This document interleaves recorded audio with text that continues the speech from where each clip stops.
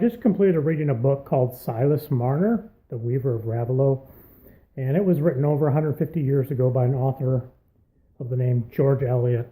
Now, she was an English writer, and she divided this book up into two parts, and the book is only like 140, 150 pages long. It's not too terribly lengthy, so you can read it pretty quickly and get through it. So the first part is Silas when he's a younger man. And when we first meet him, he's living in this community where it's a close-knit religious group, it seems like, and they reject anything secular to the point where when Silas is being investigated for a possible theft, they rely solely on something called lots. Be kind of like drawing straws or even possibly like rolling the dice, where if you roll the dice, so to speak, if it comes up a certain way, then God has shown that Silas is innocent. But if it comes back another way, then Silas is guilty of the crime. So in essence, there is no investigation. They simply are letting the Lord Almighty in heaven decide through, I guess, his divine intervention among the lots as to, someone's guilt or innocence. Now, just my quick memory from the Bible, I do remember lots being in the Bible, being mentioned, but I don't remember anywhere specifically where a church, a Christian congregation is supposed to, where it's a law where they have to test somebody's innocence by way of casting lots.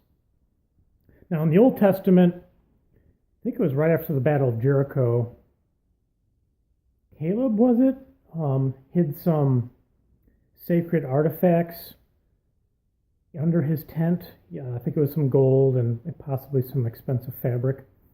And God told Moses to keep casting lots until the guilty family is found. Now, that happened, and we do know from the events of the Bible, the way it was told, that Caleb was found to be guilty through the casting of lots. And when they went into his tent, they found the objects, and he admitted his guilt. Now, in the New Testament, I'm thinking of an issue where it was right after Judas hung himself. I believe the disciples wanted to add another disciple to get their number back up to 12, so they cast lots, and I think it was Barnabas. It might have been him. He was chosen, I believe, to be the 12th disciple to replace Judas. I'm sure there's other instances in the New and Old Testament where lots were cast, but again, I just want to simply make the point where there's nowhere that I can remember in the Bible that says that it's a prescription that you have to do this in order to find out someone's guilt or innocence, or to add another member of your congregation. In instances of the Bible where it did happen, where they cast lots, it was directed by God and the Holy Spirit. Okay. So anyway, so Silas is found guilty. So he leaves. He moves to Raveloe, and he's spurned. He's pretty upset at God. He doesn't go to church anymore, and he really doesn't trust anybody. So it seems like he just wants to work. He's not really interested in developing relationships or friends in his community, and he's really just kept to himself. I think it's in chapter 2, one of his neighbors tries to approach Silas, and when he does, he looks at Silas and he makes the comment that, Silas's eyes looks like that of a dead man. So whatever happened to Silas, that spark for living seemed to have gone out of him, and he's just obsessed with working and making money, to fill that gap in his life through that measure. Of course, when you live an unbalanced life, the person who's under, that's living that unbalanced life doesn't necessarily know that. Now, we as a reader, get a feel right away that something's wrong with Silas, the way he acts. And the community, picks up on that as well. And they think he's kind of strange, a little different, a little weird, but they semi-accept him as well, because when Silas has this big problem that happens when his money disappears, they are sympathetic to his cause because he seems generally honest, and they also want to help him, so they immediately start looking for what had happened. They're trying to find clues. They conduct this investigation to figure out who might be guilty, which is very different from the congregation that Silas just came from, where they were just, casting lots and trusting that God would intervene. They're in effect almost putting God to the test by casting these lots every time something comes up with an issue in the church. Okay. All right, so the money is not found, obviously, but a big dramatic change happens.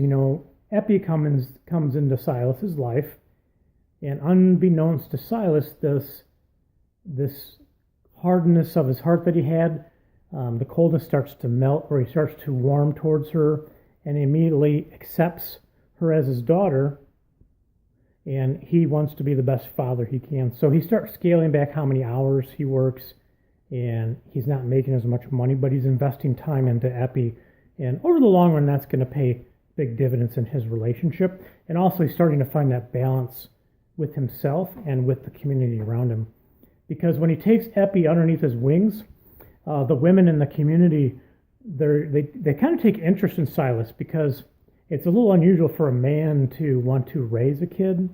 This is in a period of time where women are typically the homemakers. They're in charge of being the sacred servant of the household in many ways. They're in charge of protecting and watching over the children and their education, where the men, they go out into the world to make their living, and that's about it. They don't really pay too much attention to the kids.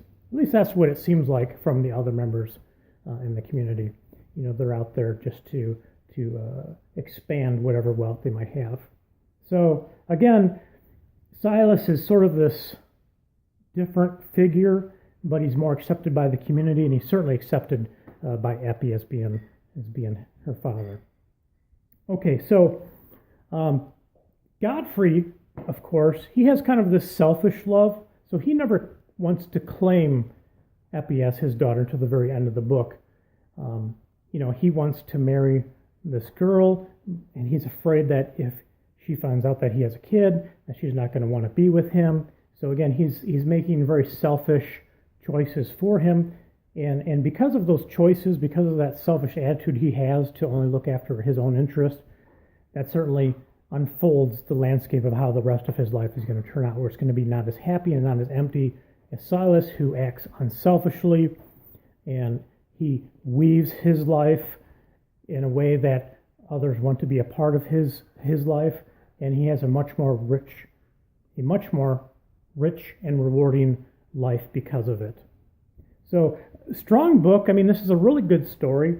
George Elliot, I like the way she writes for the most part. Personally, if I was approaching this material, I would have written it just slightly different, perhaps made it a little bit more concise, where it's more of a short story. The story is very good. However, I think it's a little long for the details that are involved. It could have been told a little bit shorter, a little bit quicker. But anyway, that's a very small criticism. It's just my preference. It has nothing to do with the way that George Eliot actually wrote the book. And she herself even admitted in later years, when she was talking to different people, that she was concerned about the length of this book. She didn't want it to be too long or too short. So the length of the material she found to be something of a concern, something that she wanted to make sure that didn't run too long. Okay. All right. So I hope you read it. It's a classic book. It's worth reading. If you have read it, tell me your thoughts, and I hope I didn't spoil too much for you. All right. Take care.